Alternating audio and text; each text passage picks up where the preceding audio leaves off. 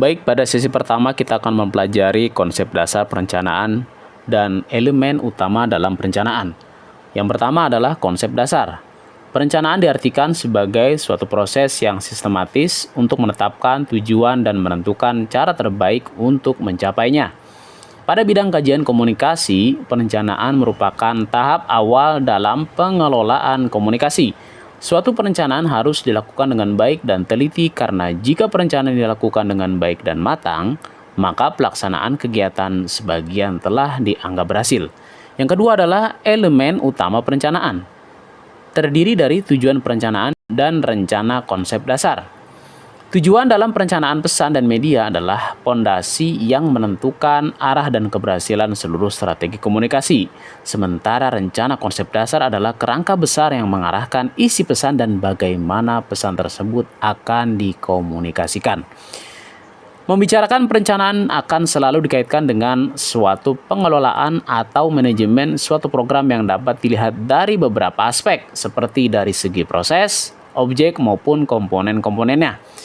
Yang pertama ada 4 tahap utama, yaitu planning, organizing, actuating, dan controlling dalam manajemen.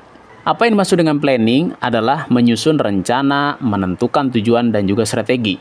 Contohnya seperti merancang jadwal dan tema konten. Sementara organizing adalah mengatur sumber daya manusia, alat, dan juga dana. Contohnya seperti membentuk tim kreatif dan juga produksi. Yang ketiga adalah actuating, yaitu menjalankan rencana, produksi, dan juga publikasi konten, seperti posting konten sesuai jadwal. Yang keempat adalah controlling, yaitu mengawasi proses, mengukur hasil, melakukan perbaikan, seperti pada evaluasi engagement dan juga revisi konten. Selanjutnya adalah faktor-faktor penting dalam pengelolaan, yaitu man, money, material, dan juga method. Apa yang dimaksud dengan man yaitu adalah sumber daya manusia yang berfungsi sebagai pelaksana perencanaan dan juga operasional. Contohnya seperti konten kreator dan juga editor. Sementara money adalah dana atau biaya operasional yang berfungsi untuk membiayai semua kegiatan seperti pada pembayaran gaji dan juga promosi.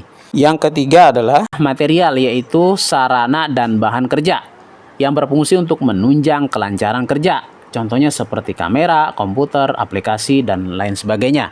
Yang keempat adalah metode, yaitu metode atau strategi kerja yang berfungsi untuk meningkatkan efektivitas dan juga efisiensi seperti storytelling dan lain sebagainya. Selanjutnya adalah komponen dalam perencanaan dan pengelolaan komunikasi.